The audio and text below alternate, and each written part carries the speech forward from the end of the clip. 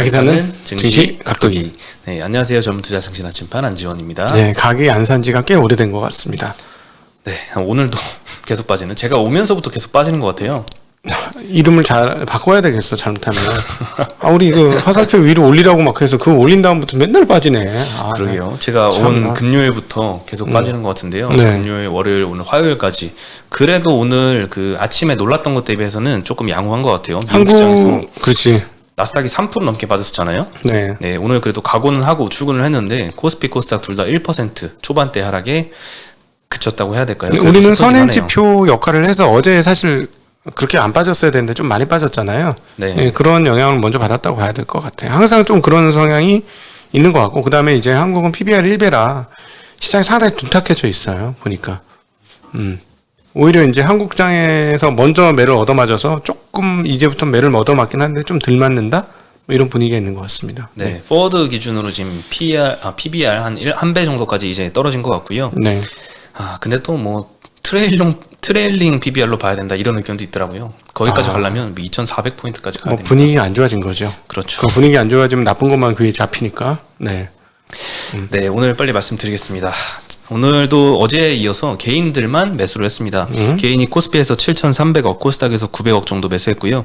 외국인은 코스피에서 4,700억 매도, 기관은 3,000억 매도했고요. 코스닥에서는 외국인이 700억 매도, 기관이 200억 매도했습니다. 네. 원달러 환율은 1,237원까지 굉장히 많이 올랐고요.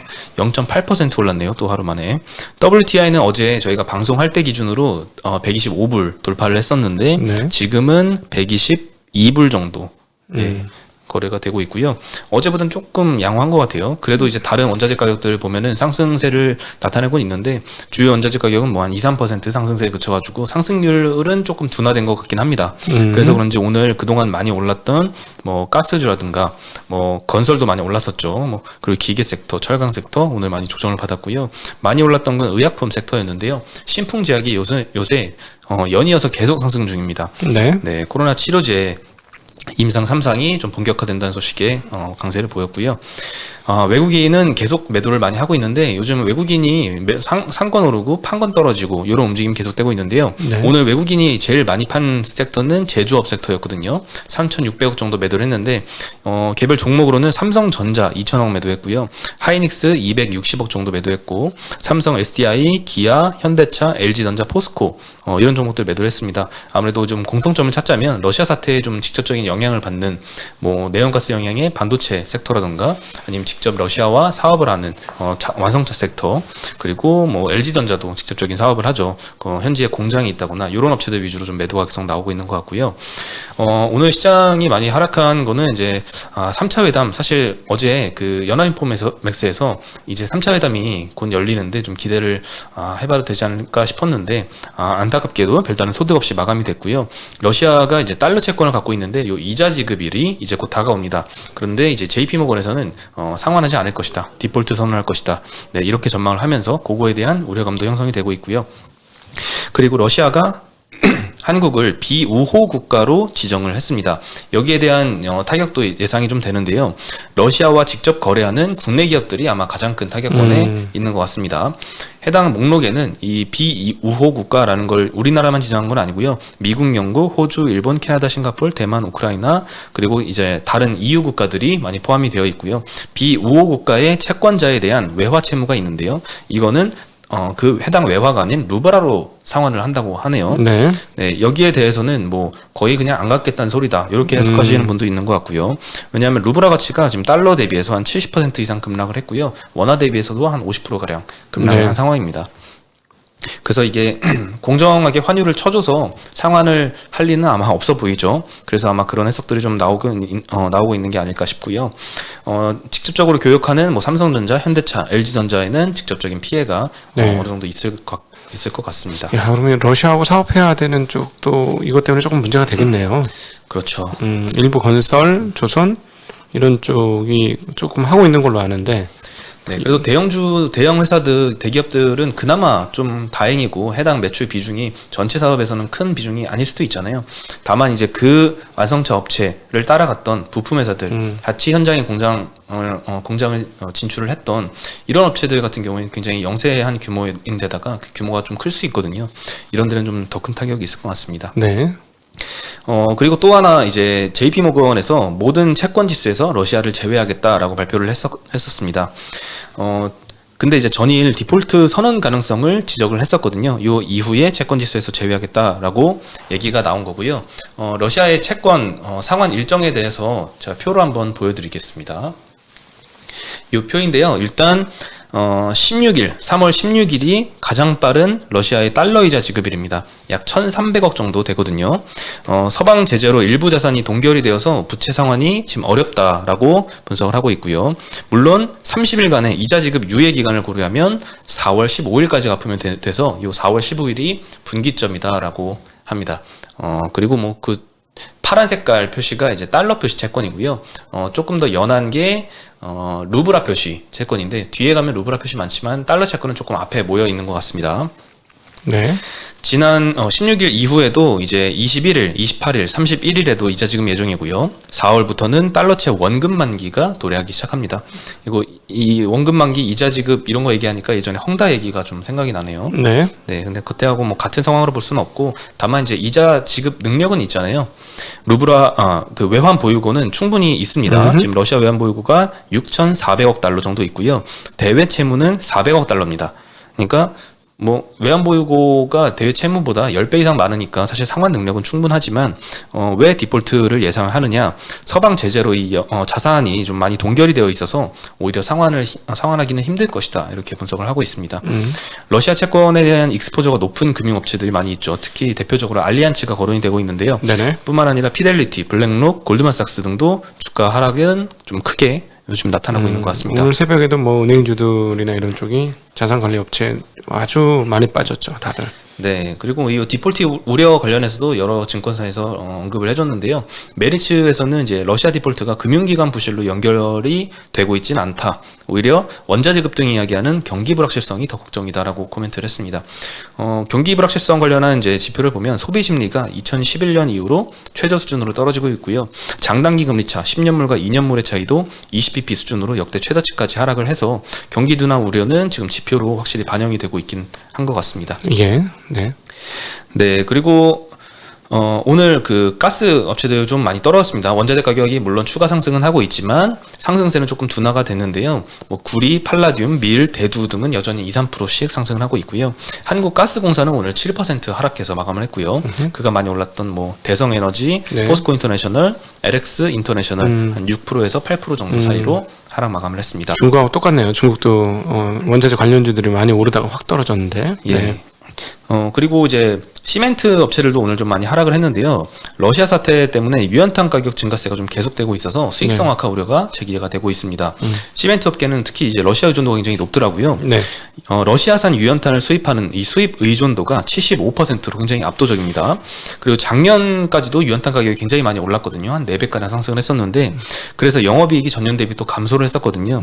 그런데 우크라이나 사태 이후로 이 또 원자재 가격이 도로 상승을 하고 있다 보니까 수익성 우려가 지금 계속되고 있는 것 같습니다.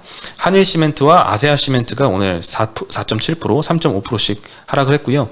오늘 제일 많이 하락한 업종도 비금속 광물 섹터, 이 시멘트 업체들이 속한 섹터였고 사실 이 비금속 광물 섹터가 오늘 4% 하락을 했는데요. 포스코 케미칼이 7% 하락한 영향이 좀 가장 컸습니다. 여기도 2차 전지.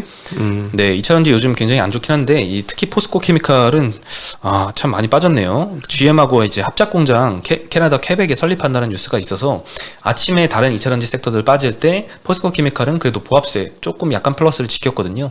근데 결국에는 종가로는 마이너스 7%까지 크게 하락해서 마감을 했습니다. 네. 네, 그리고 여행주 중에서 오늘 모두 투어가 장중에 이게 네. 떨어지는 거 보고 굉장히 깜짝 놀랐습니다. 종가 기준으로 18% 이상 예. 빠졌는데요. 모두 투어가 이렇게 빠지니까 하나투어, 노랑풍선 그리고 다른 항공주들까지 많이 빠졌습니다. 네. 지금 관리 종목 지정 우려가 좀 제기가 되고 있는 것 같아요. 일단 뉴스 기사로는 뭐 항공유 가격이 올라서 비용 상승 우려가 된다. 뭐 이런 기사가 좀 줄을 잇는 것 같은데, 그 전에 사실 이 관리 종목 지정에 대해서 확실히 해소가 됐다라고 볼 수는 없는 게, 지금 연결 재무제표는 발표가 됐는데 개별 재무제표는 아직 발표가 안 된 상황이고, 예. 특히 코스닥 상장사의 경우에는 이 관리 종목 지정 요건 중에 매출액이 개별 재무제표 기준으로 연간 30억이 안 되면 지정이 됩니다. 그리고 한 번 더 30억을 미달하면 상장 폐지가 되거든요. 근데 지금 굉장히 1, 2, 3분기 실적이 발표가 됐는데 네. 모두투어가 3분기 기준 누적으로 매출액이 23억 원입니다. 예. 1, 2, 3분기에 각각 한 7억, 8억, 8억 이렇게 정도 했는데 이번에 7억 이상 안 나오면 사실 30억이 미달하는 거죠. 그러면서 관리 종목 지정이 가능성은 있고요. 근데 사실 조금 이상한 건 그 지난달에 모두투어 관계자가 인터뷰를 했더라고요. 기사상으로는 관계자라고 나와서 IR 담당자인지는 확실하지 않지만 1, 2, 3분기보다는 4분기에 영업을 잘해서 이 관리 종목 지정 우려는 거의 없다라고 얘기를 했었는데, 지금 데이터 오늘 주가 영향으로 보면 이 관리 종목 지정 우려 때문에 떨어졌다라고 본다면 4분기 실적이 1, 2, 3분기보다 못 나왔다라는 게 되거든요. 그래서 조금 이상하긴 합니다. 그래서 회사 측에서 좀 공식적으로 코멘트를 해줄 필요가 확실히 있어 보이고요. 실적 나오는 거 확실히 확인하고 대응을 하는 게 좋을 것 같습니다. 근데 뭐 이 정도 실적은 만들려면 얼마든지 만들 수 있지 않겠어요? 네, 만들 수도 있죠. 그래서 더 좀 실제 지정이 될까 이런 우려도 있고요. 적자 나도 상관없이 매출만 만들 거면 친인척 다 끌어들여서 자 유럽 여행 한번 갔다 와 이렇게 해도 이 정도 매출은 만들 수 있을 것 같은데. 그렇죠. 네. 네, 그리고 또 어떻게 생각해 보면 관리 종목 지정이 만약에 된다고 해도 네.